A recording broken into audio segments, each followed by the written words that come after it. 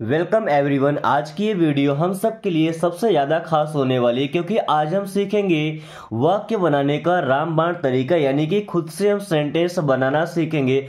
और सबसे खास बात ये है कि जो सेंटेंस बनता है इंग्लिश का, उसमें केवल 3 चीज़ें होती हैं, सब्जेक्ट, वर्ब और ऑब्जेक्ट। और आज इन तीनों को हम इजी ट्रिक्स के साथ सीखने वाले हैं।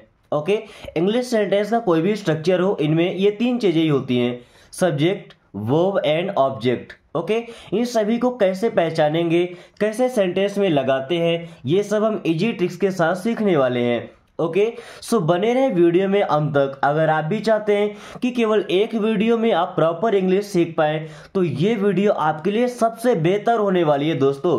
सो चलिए स्टार्ट करते हैं। सबसे पहला होता है सब्जेक्ट। अब सब्जेक्ट का मतलब क्या होता है? कर्ता। हम क्या बोलते हैं? कर्ता धर्ता, यानी कि जो करने वाला है। देखिए इंग्लिश में क्या बोलते हैं? डूअर ऑफ एन एक्शन, यानी कि सेंटेंस में या वाक्य में जो आदमी काम करने वाला होता है, जो एक्चुअल में काम कर रहा होता है। जैसे कर्ता वह व्यक्ति या वस्तु होता है जो या तो काम करता है या फिर काम से सीधा जुड़ा हुआ होता है।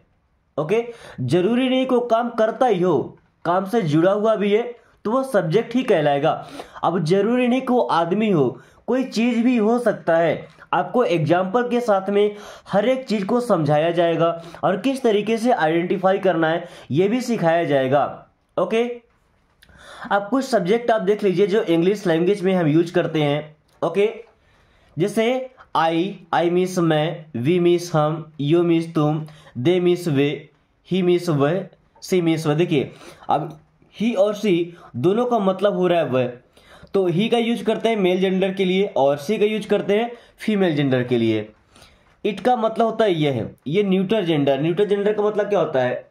नपुंसक लिंग, यानी कि जिसका डिसाइड नहीं होता है मेल है कि फीमेल है। ओके, दिस मीन्स ये है, दैट मीन्स वह, ये जो निर्जीव चीजें होती हैं जिनमें जान नहीं होती है। ओके, दीज मीन्स ये और दोज मीन्स वो। अब देखिए सब्जेक्ट नाउन या प्रोनाउन हो सकता है। नाउन में किसी का नाम आता है और प्रोनाउन, ये सारे जो हमने लिखे यहाँ पे, ये सब प्रोनाउन के ही एग्जांपल्स हैं। ओके, चलिए अभी नाउन क्या होता है ये समझ लीजिए और प्रोनाउन क्या होता है ये भी समझने वाले हैं। ओके, सो सबसे पहले नाउन। नाउन होता है नेमिंग वर्ड।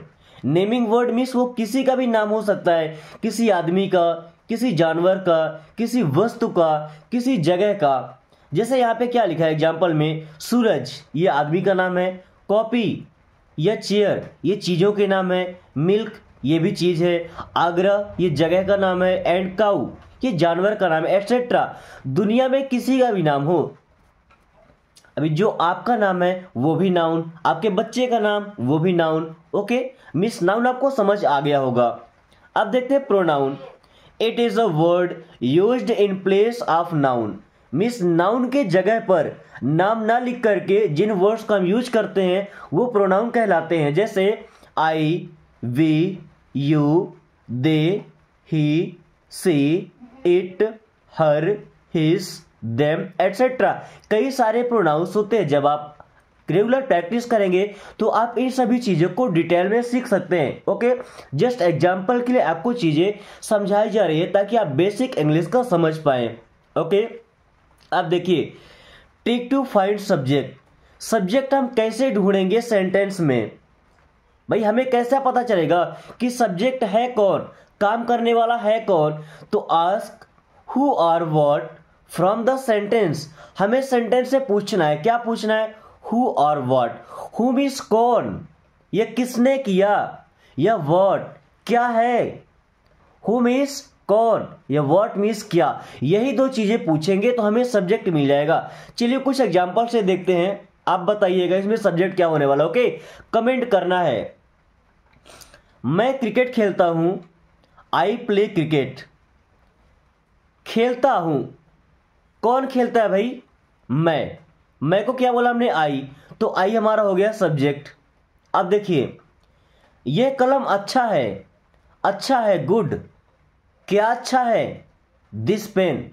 तो यहां पे दिस पेन, ये दोनों वर्ड मिलके सब्जेक्ट बने। ओके, दिस पेन मीन्स यह कलम, ये दोनों वर्ड ही सब्जेक्ट हैं। ओके, अभी राम बाजार जाता है। Ram goes to market. भाई मार्केट कौन जाता है? राम। तो राम हो गया सब्जेक्ट। देखिए यहां पे राम नाउन है, दिस या दिस पेन प्रोनाउन है, ओके, आई भी प्रोनाउन है। तो सब्जेक्ट नाउन भी हो सकता है और प्रोनाउन भी हो सकता है। अगर हमें ढूंढना है तो या तो पूछेंगे कौन, भाई करने वाला कौन है, या क्या है, व्हाट या हु, दो क्वेश्चन करेंगे तो ऑटोमेटिक सब्जेक्ट हमें मिल जाएगा। ओके, चलिए अब समझ लेते हैं वर्ब को, जो कि सबसे इंपॉर्टेंट होता है। भाई जो करते हैं वही क्रिया होता है। जो हम काम कर रहे हैं, जैसे मैं पढ़ा रहा हूं तो भाई ये तो काम ही है। आप पढ़ रहे हैं वो भी वर्ब है। जैसे मैं पढ़ा रहा हूं, आई एम टीचिंग, तो टीचिंग यहां पे हो गया वर्ब। आप बोलेंगे आई एम स्टडिंग, तो स्टडिंग हो गया आपका वर्ब। अब देखिए all action words are verbs. Action words जिससे किसी काम के होने का पता चलता है, और वर्ब हमें यह बताता है कि आखिर सब्जेक्ट कर क्या रहा है। सब्जेक्ट हमने पता कर लिया, अब यह पता करना है कि सब्जेक्ट कर क्या रहा है, सब्जेक्ट क्या काम करता है। ओके, ये किस लिए हम सब्जेक्ट के बारे में बात किए हैं वो पता चलता है हमें वर्ब से। अब देखिए वर्ब यानी कि क्रिया के अंत में ना होता है, ना लगा होता है। जैसे देखिएगा, ईट मीन्स खाना, प्ले मीन्स खेलना, स्लीप सोना, रीड मीन्स पढ़ना, राइट मीन्स लिखना, कम मीन्स आना, गो मीन्स जाना, फाइट मीन्स लड़ना, सिंग मीन्स गाना, और सी मीन्स देखना। दोस्तों ऐसे कई सारे वर्ब्स होते हैं, मैं बस कुछ एग्जाम्पल लिया हूं जिनको आप अभी तक जानते हैं, आपने पढ़ा है, बट आपको ये नहीं पता कि ये सब्जेक्ट है कि वर्ब है कि ऑब्जेक्ट है। और जब तक हमें सब्जेक्ट वर्ब और ऑब्जेक्ट का कॉम्बिनेशन नहीं पता होगा हम सेंटेंस नहीं बना पाएंगे। तो ये तो वर्ब के मेन फॉर्म है। ओके, अब आपने सुना होगा कि वर्ब के 5 फॉर्म होते हैं। Okay, V1, V2, V3, V4 and V5। Okay, जैसे हमने ईट लिया तो ईट मीन्स क्या होता है? खाना। ओके, अब इसका सेकंड फॉर्म होता है एट। क्या पढ़ते हैं? एट मीन्स खाया या खाया था। ईटन ये वर्ब का थर्ड फॉर्म, खा चुका। ये किसी भी परफेक्ट टेंस में लगता है। ओके, ईटिंग, देखिए ईट में आईएनजी लग गया। क्या लग गया? आईएनजी। तो वर्ब का फोर्थ फॉर्म बन गया। तो क्या? खा रहा है, खा रहा था, खा रहा होगा, ऐसे बनेगा। अब V5 कैसे बनता है? जब मेन वर्ब में या तो यस लगाते हैं या ईएस लगाते हैं या आईईएस लगता है। 3 चीजें हैं, यस, ईएस या आईईएस। अब अलग अलग वर्ब में ये तीनों अलग अलग चीजें लगती हैं। ओके, जैसे हमने लिया गो मीन्स जाना, सेकंड फॉर्म वेंट मीन्स गया या गया था, थर्ड फॉर्म गॉन जा चुका है, जा चुका था या जा चुका होगा, फोर्थ फॉर्म गोइंग, गो में आईएनजी लग गया, जा रहा है, जा रहा होगा या जा रहा था, गोज जाता है। देखिए जो वर्ब का फिफ्थ फॉर्म है ना, ये केवल प्रेजेंट सिंपल टेंस में लगता है, प्रेजेंट इंडेफिनिट में, वो भी जब अफर्मेटिव होता है तब। ओके, ये थी वर्ब की कहानी, इसके 5 फॉर्म। ओके, अब समझ लीजिए ऑब्जेक्ट क्या होता है। ऑब्जेक्ट मतलब कोई भी चीज, कोई भी विषय वस्तु, या ऐसा समझ सकते हैं कि जिस पर काम किया जा रहा है या जिसके लिए काम किया जा रहा है। अब receiver of an action, receiver मतलब क्या? पाने वाला, या जिस पे सीधा प्रभाव पड़ रहा हो। ऑफ एन एक्शन जो काम हो रहा है उसे रिसीव करने वाला। ऑब्जेक्ट ऐसा व्यक्ति या वस्तु है जो क्रिया से सीधा प्रभावित होता है। अब जरूरी नहीं कि ऑब्जेक्ट केवल विषय वस्तु ही हो। अरे मैं बोलूं कि मैं राम से मिलने जा रहा हूं, ठीक है, मैं कौन? मैं क्या कर रहा हूं? मिलने जा रहा हूं। किससे? किससे मिलने जा रहा हूं? तो राम से। राम कोई विषय वस्तु तो नहीं है, एक व्यक्ति है, बट वो ऑब्जेक्ट है क्योंकि मेरा जो काम करने का प्रभाव है वो सीधा किस पर पड़ेगा? राम पर। ओके, अब देखिए trick to find object. Object को ढूंढने के लिए ट्रिक क्या होता है, कैसे फाइंड करेंगे ऑब्जेक्ट को? सबसे पहले find the verb in the sentence. सबसे पहले हमें सेंटेंस में वर्ब को ढूंढना है। काम क्या हो रहा है वहां पे? काम, वर्ब, कौन सा वर्ड है? आस्क, व्हाट मीन्स क्या, और whom किसे, विद द वर्ब। अब हमें वर्ब से पूछना है, सेंटेंस से नहीं पूछना है, वर्ब से पूछना है।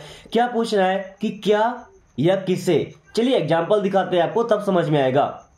जैसे मैं अंग्रेजी बोलता हूं, तो देखिए बोलता हूं, काम क्या हो गया हमारा? बोलना, यानी कि स्पीक। बोलता हूं। क्या बोलता हूं भाई, क्या बोलता हूं तो इंग्लिश। ये हो गया हमारा ऑब्जेक्ट, अंग्रेजी इंग्लिश, ये ऑब्जेक्ट हो गया। मैं उससे मिला, आई मेट हिम। काम क्या हुआ, मिला, मेट, मेट मीन्स मिला। किससे मिले भाई, किससे मिले, हिम, उससे, तो हिम हो गया हमारा ऑब्जेक्ट। ओके। वह क्रिकेट खेलता है, ही प्लेस क्रिकेट, खेलता है, खेलता है, क्या खेलता है भाई, क्रिकेट खेलता है। क्या खेलता है, क्रिकेट खेलता है। दोस्तों इस तरीके से हम ऑब्जेक्ट को भी ढूंढ लेंगे। ओके, मुझे उम्मीद है कि आपने आसानी से इस वीडियो के हर एक ट्रिक को सीख लिया होगा। फिर भी अगर आपको कोई कंफ्यूजन है, कोई डाउट है, तो बेशक आप कमेंट करके पूछ सकते हैं। ओके, एक बार फिर से रिवाइंड करके मैं दिखा देता हूं, ताकि लास्ट में आप हर एक पेज को दोबारा से रिवाइंड कर सके, या अगर आप स्क्रीनशॉट लेना चाहते हैं तो स्क्रीनशॉट ले सकते हैं। ओके, एंड अगर वीडियो पसंद आई है तो लाइक करके दोस्तों के पास शेयर कर दीजिए, ताकि वो भी इस आसान तरीके से इंग्लिश पढ़ना बोलना सीख सकें। ओके, एंड आपके साथ प्रैक्टिस कर सकें। So thanks for watching, take care.